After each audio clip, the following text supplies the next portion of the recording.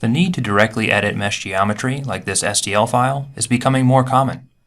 SOLIDWORKS 2020 continues to expand on its already rich mesh editing feature set. Filleting edges is now possible using the same workflow as a native SOLIDWORKS file. You can even change the fillet to a chamfer and vice versa. SOLIDWORKS 2020 now supports more advanced editing tools, which will make it easy to increase the radius of this surface. We'll start by offsetting the mesh surface and extending the result. SOLIDWORKS 2020 now supports mutual trim operations, as well as knit surfaces, making this change a breeze. It's not uncommon for STL files to be damaged. Running a quick geometry check shows that there's an open surface. With SOLIDWORKS 2020, you can now delete these holes by right-clicking and choosing Delete Hole from the context menu, or by simply selecting the edge and pressing Delete.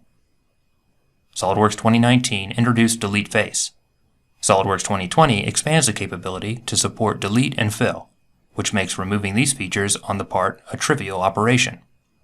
SOLIDWORKS 2020 gives you powerful tools that makes editing mesh geometry familiar and easy.